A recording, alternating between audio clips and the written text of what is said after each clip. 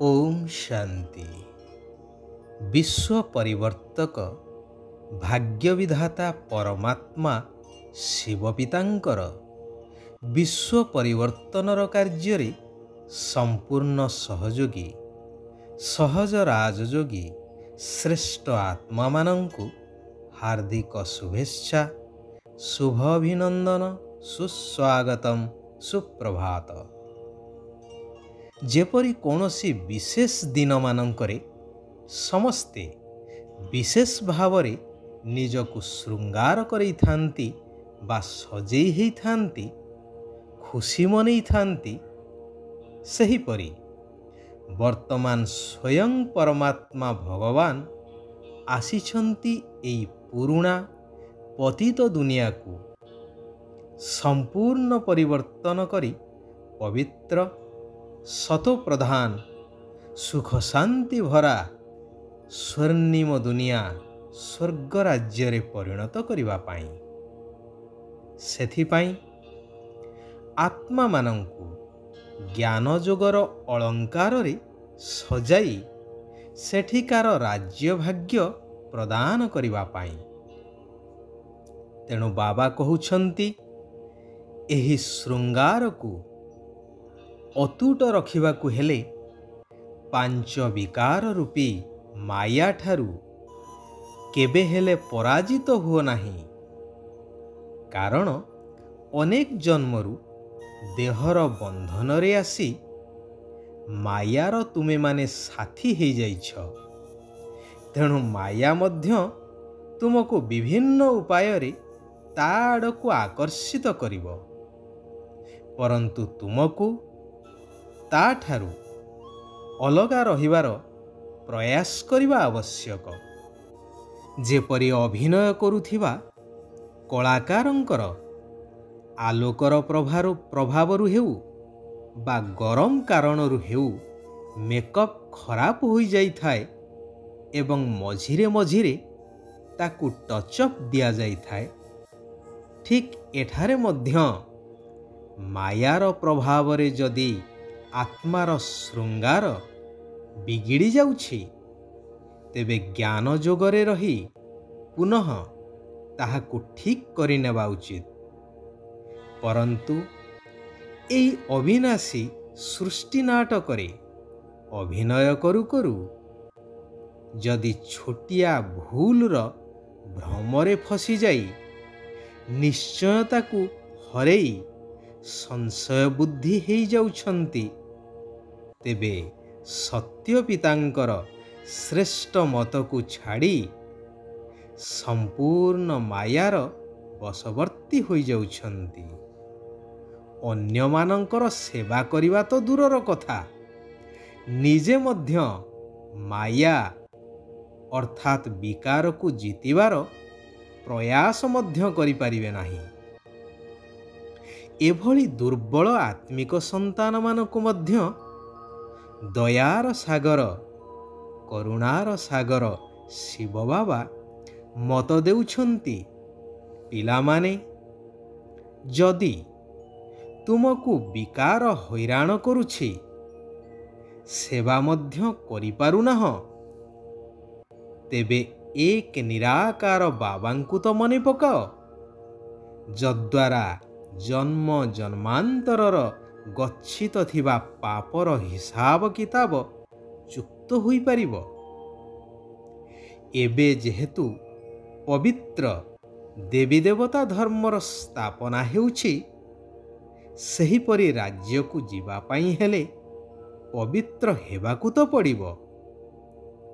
वर्तमान एपरि केही कहि परिबे नाही जे आमर देवी देवता धर्म बोली, कारण देवी देवता तो संपूर्ण पवित्र निर्विकारी, एबे तो समस्ते विकारी।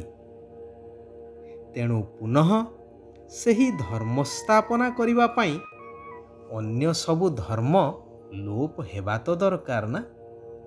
जहा गीतार महावाक्य रे मध्य उल्लेख अछि कि सर्वधर्मं परित्यज्य मामेकं शरणं ब्रज।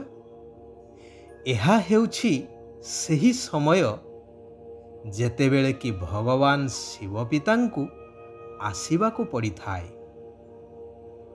ବାବା କହୁଛନ୍ତି ଏବେ ଭକ୍ତିର ପାଠ ଶେଷ ହେବାକୁ ଯାଉଛି। ସେଥିପାଇଁ ଭକ୍ତିର ଫଳ ଦେବା ପାଇଁ ମୁଁ ଆସିଛି। ଯେଉଁମାନଙ୍କର ଭକ୍ତି ଶେଷ ହୋଇଯାଉଛି ସେମାନେ ଏହି ସତ୍ୟ ଜ୍ଞାନକୁ ସହଜରେ ବୁଝି ନିଜର ଭବିଷ୍ୟ ଭାଗ୍ୟ ଗଢ଼ିବା ପାଇଁ ତତ୍ପର ହୋଇଥାନ୍ତି। ଭବିଷ୍ୟ ସ୍ୱର୍ଗ ରାଜ୍ୟ ଏପରି ସୁନ୍ଦର ହେବ ଯେଉଁଠାରେ ନା କୌଣସି ଅଭାବ ରହିବ, ନା କୌଣସି ଜିନିଷ ପାଇଁ ସେଠାରେ କିଛି ଆବଶ୍ୟକତା ଅନୁଭବ କରିବେ କେହି।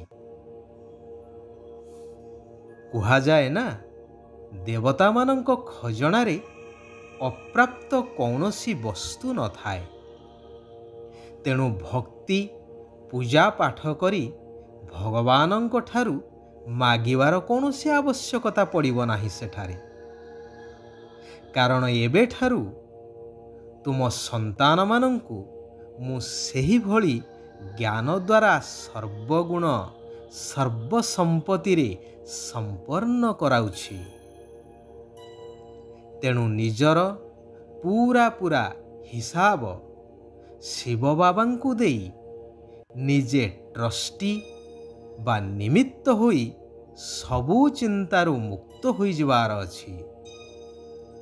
ବାବାଙ୍କ ଶ୍ରୀମତରେ ପୂରା ଚାଲି ସହଯୋଗର ପାତ୍ର ହେବା ଦରକାର।